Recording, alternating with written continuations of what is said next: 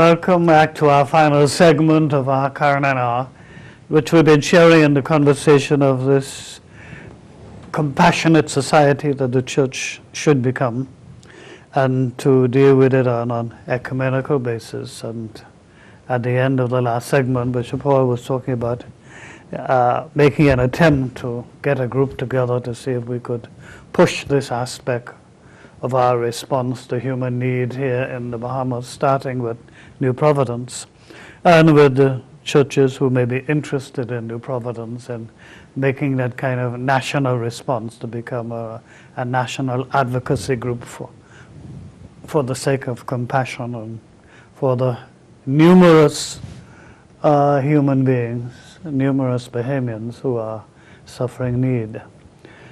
We have mentioned the sort of physical and material needs in the discussion so far, but I believe that one of the greatest needs, if not the greatest, is the spiritual need.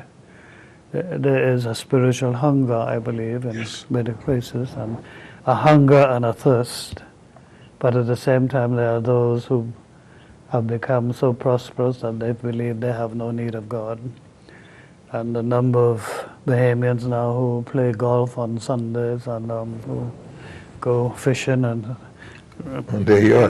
yachting, etc., that we are aping what they call the first world and the secular first world. The whole of Western Europe and North America has become so secular that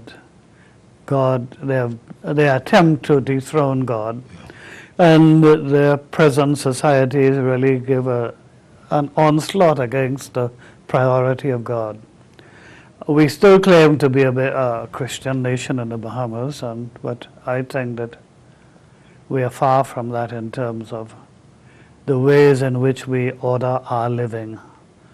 God is no longer receiving priority. So I see that ecumenically we need to challenge the church and the wider society to know the place of God. And I would use the Beatitudes as a fundamental Christian teaching, which they open by dealing with the poverty. That without God we're just poor, poor in an unredeemable sense. Yes. So if we can help the Bahamian nation to understand the reality of God and the place that God should have in our living, how we order our daily lives. One of the manifestation of modernity is to dethrone God. That God is no longer relevant. I think it is incumbent upon the church, that's our mandate, to go and make disciples, and go into all the world. And that means going a little further than Miami.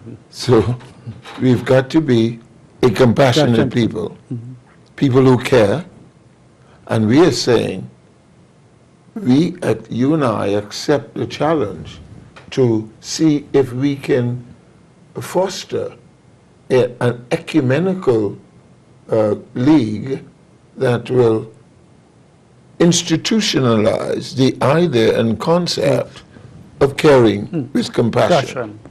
And doing so because of our understanding of God. Indeed. And the challenge that Jesus gives us through this parable. But to make the challenge real, God must be real in our lives. Yes.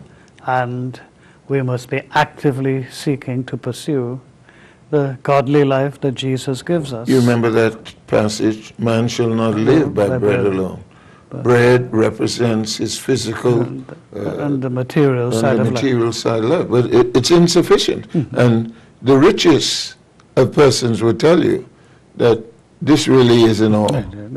Well, look at the number of millionaires who commit suicide. I mean, you jump off their own 15-story building. So our calling is to remind all persons, regardless of their social station, is that you do not live by bread alone. There's a spiritual dimension that we must feed, that we must harness, and that is the reality of the existence of God, and him being so compassionate that he gave his only son. And we ought to be like that son in our daily lives.